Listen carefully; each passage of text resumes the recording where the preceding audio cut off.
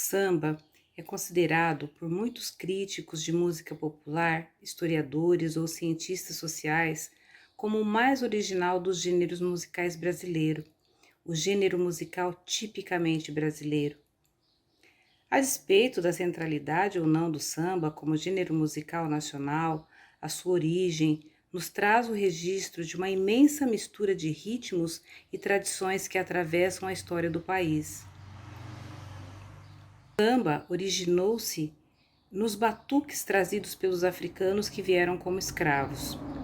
Esses batuques estavam geralmente associados a elementos religiosos que instituíam entre os negros uma espécie de comunicação ritual, através da música e da dança, da percussão e dos movimentos do corpo.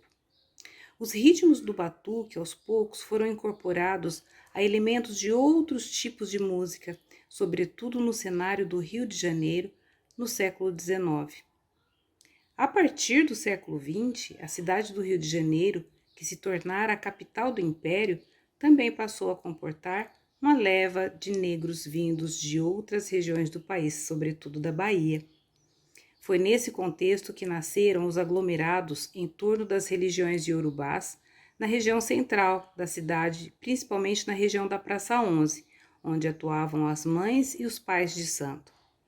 Foi nessa ambiência que as primeiras rodas de samba apareceram, misturando-se os elementos do batuque africano com a polca e o machixe.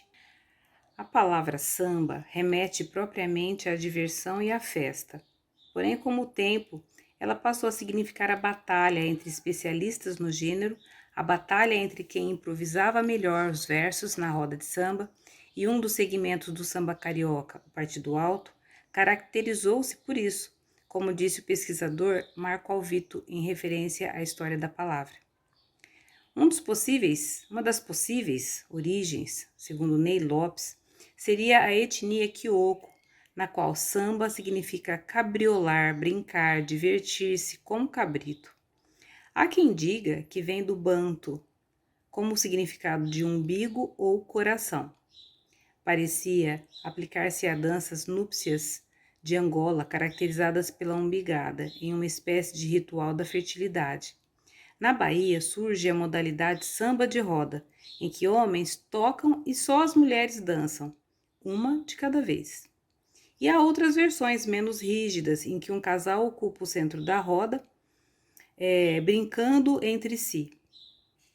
O samba de roda determinou a essência do samba tipicamente carioca, isto é, seu caráter coletivo, com versos de improviso e refrões cantados em grupo. E na virada do século XIX para o século XX, o samba foi se afirmando como gênero musical popular, dominante nos subúrbios e depois nos morros cariocas. Dois sambistas ficaram muito conhecidos neste contexto: João da Baiana, filho da baiana tia Persiliana, de Santo Amaro da Purificação, que gravou o samba Batuque na Cozinha, e Donga, Joaquim Maria dos Santos, que registrou, em 27 de novembro de 1916, aquele que ficou conhecido como o primeiro samba registrado em gravadoras, que se chamava Pelo Telefone.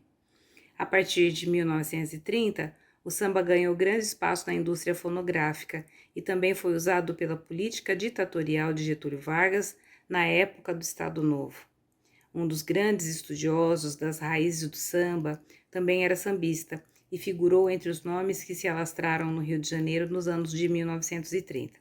Seu apelido era Almirante e o seu nome era Henrique Forez Domingues, que depois se tornou radialista. Almirante integrou o grupo Bando dos Tangarás, junto com Noel Rosa, na Vila Isabel. A sua obra, No Tempo de Noel Rosa, busca por elementos folclóricos do samba urbano desenvolvido no Rio e relaciona esse gênero com as várias influências de outros ritmos musicais de várias partes do Brasil. Nomes como Wilson Batista, Noel Rosa, Cartola, Nelson Cavaquinho também se tornaram referências desse período.